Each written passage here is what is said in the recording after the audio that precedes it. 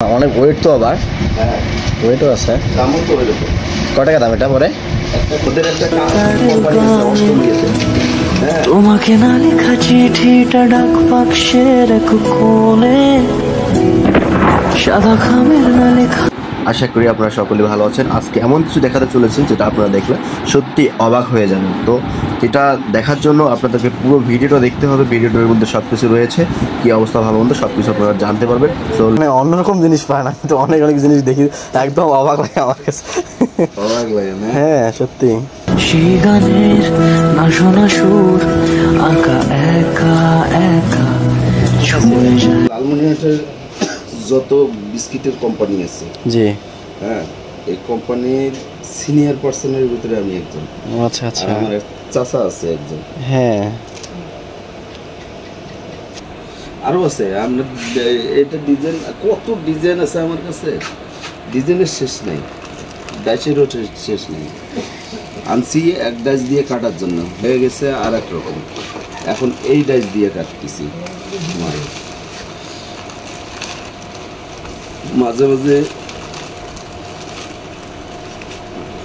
বলেন না যে বড় বড় জেলার মাথা জিজ্ঞেস করে আমার ডাক দিয়ে, আমি পুরো গ্রামে গেলে পরে আমাকে জিজ্ঞেস করে, আজিজ তোমার মাথায় এত কাজ খেলে কীভাবে? আমি বলে স্যার এরকমই আমি। বিস্কিট আইটেম সব সব করতে পারবেন? হ্যাঁ একের যা আছে।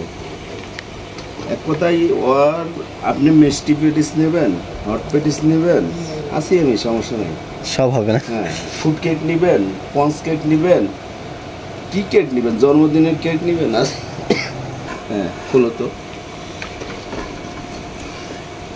এগুলো গুরু শিক্ষা। পরে ক্লাস 3-র বই কাজী নজরুল ইসলামের লেখা, জি তা ওখানে কিন্তু রুটির কারিগর লেখা ছিল। হ্যাঁ ওই বইটা কিন্তু আমরা পড়তাম। ওগুলো কিন্তু আমরা একটাও পাইনি। আপনারা যেগুলো পাইছেন না, আমরা না ওগুলো আমরা কিচ্ছু পাই নাই। ওই বইগুলো পড়তাম। এই কাজগুলো আসলে আমাদের আসলে কি বলবো কি বলবো, খাবার যদি সে যদি আইটেম করে না যেত, বাংলাদেশে আজ খাবারের অভাব থাকতো। রুটির কারিগর কে? কাজী নজরুল ইসলাম নিজেই। হ্যাঁ উনি এক ঝাপের সঙ্গে দাঁড়ায় থেকে বই লিখতেন কিভাবে কাজ করা যায়, কিন্তু ওই দিক থেকে এদিক থেকে না। আছে কথাই আছে যে গুরু কখনো গুরু শিক্ষা শিখায় না। হ্যাঁ গুরু মারার শিক্ষা কখনো সে শিখাবে না, সে শিখাবে তোমার কোনো রকম করে খাওয়ার মতো। আমি দেখি মাঝে মাঝে এসে দেখি কিছু কিছু জিনিস দেখি ভিন্ন ভিন্ন দেখি। কি লাগবে? চিপস নামে একটা বিস্কিট ছিল। হ্যাঁ এখন তো চিপস বিভিন্ন রকমের হয়। চিপস নামে একটা বিস্কিট ছিল, ওটা আমরা ছাড়তাম। হ্যাঁ একদম চিপসের মতোই হয়ে যেত, কিন্তু বিস্কিটটা চিপসের মতোই খাইতে সুস্বাদ। হ্যাঁ কিন্তু ওটা আসলে বিস্কিট কিন্তু হয়তো সাদা সাদা, পুরোটাই সাদা। ওর ভিতরে হাতে বানানো ডাইসে বানানো যাবে না, ওটা একটা নিউজপ্রিন্ট কাগজ ছিল আগে, মোটা জাতীয়, ওই কাগজ দিয়ে আমরা ছাড়তাম ডাইস বানায়। এখন তো পারে না, অনেকেই কাজ ওইভাবে পারে না। ওইখানেই কালার চেঞ্জ। হ্যাঁ কালার চেঞ্জ হয়ে যাবে আস্তে আস্তে। সিঙ্গারা বানাছিল নাকি? কয় না স্যার, গরম সিঙ্গারা দিল, বুঝলাম না কোত্থেকে দিল। ওদিকে আবার হয়ে গেছে, রেডি করে রাখছেন। পরে হইতে সময় লাগে না আসলে। বহুদিন বলতে কি ফ্যামিলি সহ ছিলেন নাকি? না না না না, আমি এসেই ছিলাম। ওদের একটা কোম্পানি আছে অস্ট্রেলিয়াতে।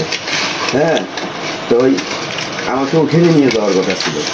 আইটেমগুলো অনেকে এই জায়গায় জানে না, দেওয়ার মতো ওই জায়গাটাই নাই এখন। অনেক ওয়েট তো আবার, হ্যাঁ ওয়েটও আছে। দামও তো ওইরকম। কত টাকা দাম এটা পরে? একটা 30 টাকা পড়ে। 30 টাকা। ডাল তো পুরোটাই, তার ভিতরে কি ডিম আছে, আবার ঘি আছে।